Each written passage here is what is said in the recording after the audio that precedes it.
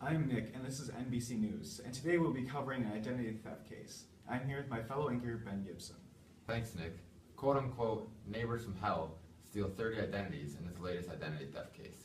Lara Love and David Jackson of Santa Cruz have pled guilty to 30 counts of identity theft, grand theft, and other charges. Over a course of 8 months, the couple stole their neighbor's mail and pirated internet access to the family next door to establish phony accounts in others' names. Neighbors began noticing odd items arriving in the mail, checked their credit reports, and found accounts they had not opened. The neighbors pooled information and called the police department. A few months later, the couple were in court facing over 6 charges each.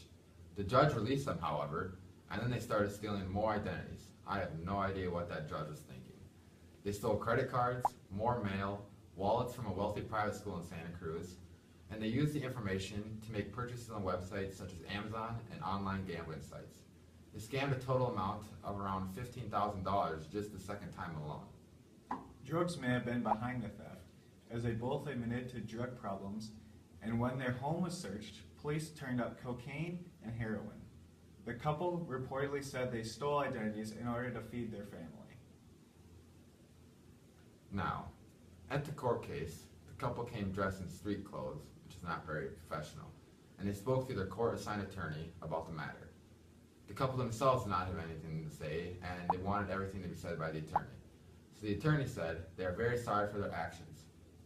11 neighbors testified at the hearing, and one couple said, "The crimes rocked our tranquil, but we have always been a close-knit neighborhood where some of us have lived for 40 years, so we will make it through it." This is not the first identity theft to happen in Santa Cruz and in the area. The area ranks 16th in the country in ID consumer complaints.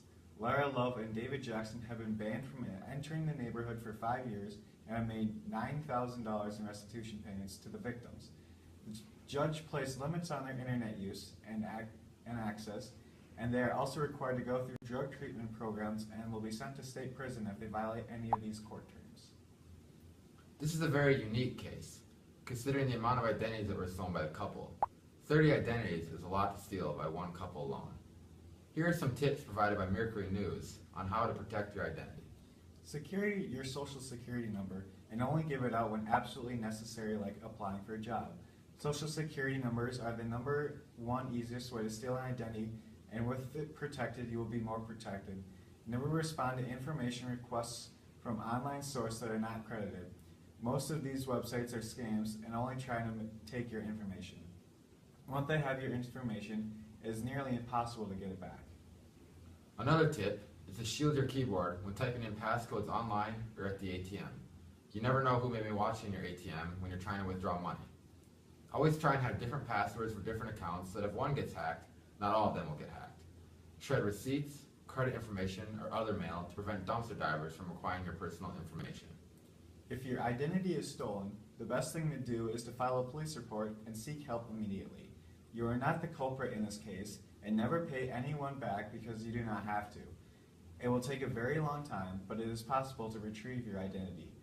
Always look to close friends or relatives because most of the time, identity thefts occur in a family or close-knit group of friends. The closer they are, the more easier it is for them to steal your information. Finally, we would like to thank Mercury News for the coverage of this story, and we will keep you updated on this developing story in our later shows.